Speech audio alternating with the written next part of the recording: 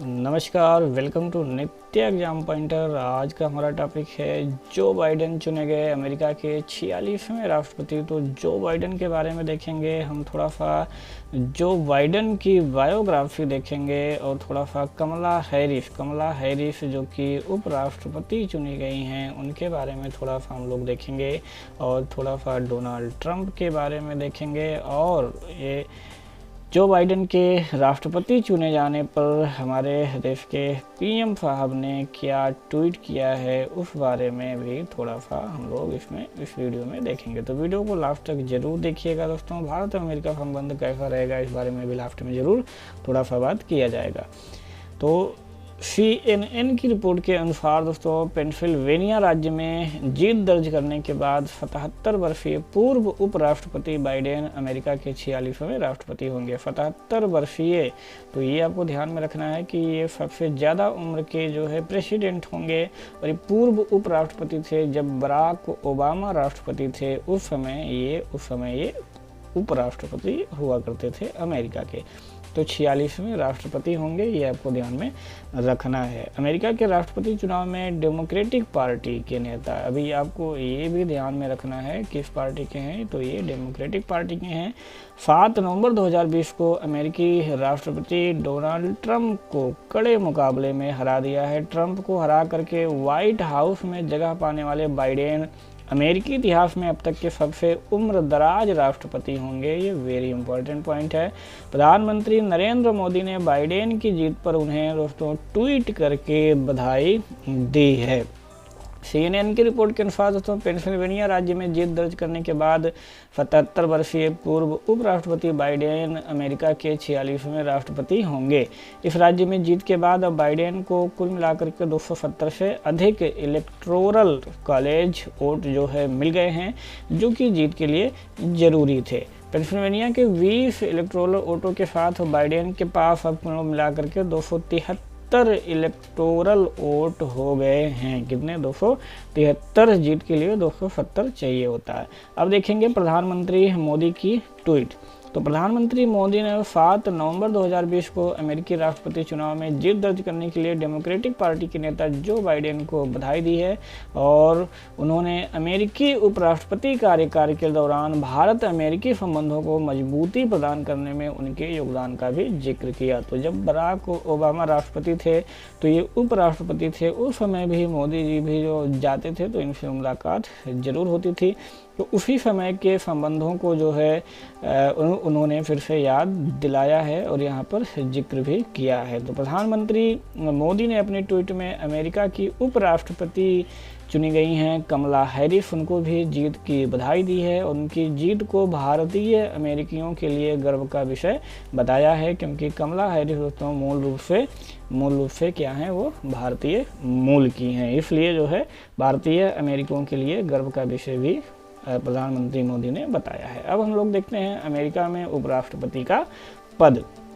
तो भारतवंशी सीनेटर कमला Harris America में उपराष्ट्रपति पद के लिए निर्वाचित होने वाली पहली भारतीय महिला हैं। तो ये वेरी इंपॉर्टेंट आपको ध्यान में रखना है। 56 वर्षीय हैं कमला हैरिस और देश की पहली भारतवंशी अश्वेत और अफ्रीकी उपराष्ट्रपति होंगी। तो अभी जब बराक ओबामा हुए थे तो पहले अश्वेत राष्ट्रपति हुए थे, अब यहाँ पर पहली भारतवंशी और अश्वेत और अफ्रीकी उपराष्ट्रपति होंगी कौन? कमला हैरिस। और पहली महिला भी होंगी। तो ये सारी चीज़ें एक साथ होंगी, पहली महिला, पहली भारतवंशी, पहली अश्वेत और पहली अफ्रीकी, ये सारी चीज़ें जो है पहली बार होंगी। तो बाइडेन और हैरिस अगले वर्ष 20 जनवरी को पद की शपथ लेंगे। जो बाइडेन के बारे में देखते हैं थोड़ा सा एक नज़र में इनके बारे में।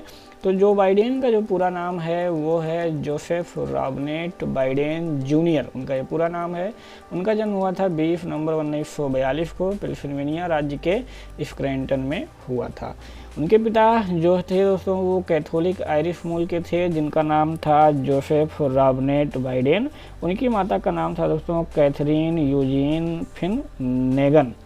जो बाइडेन कुल 3 भाई थे और एक बहन भी थी, जिसमें से बाइडेन क्या थे, सबसे बड़े थे। बाइडेन सबसे इनमें से बड़े थे। आप पिक्चर में यहाँ पर भी थोड़ा सा देख सकते हैं।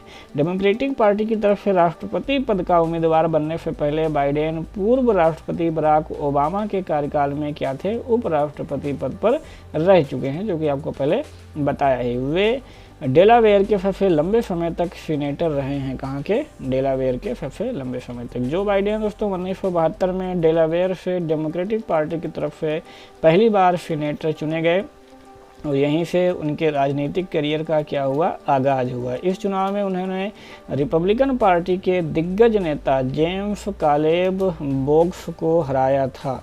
तो आज का ये सेशन दोस्तों कैसा लगा, ये आप लोग जरूर बताइएगा। तो उस समय जब बराक ओबामा जी राष्ट्रपति थे, उस समय जो बाइडेन क्या थे, वाइस प्रेसिडेंट थे। तो उस समय भी प्रधानमंत्री नरेंद्र मोदी जी बराक ओबामा से भी रिश्ते काफ़ी अच्छे थे। तो उस समय जब जाते थे तो इनसे भी ज़रूर मिलते थे।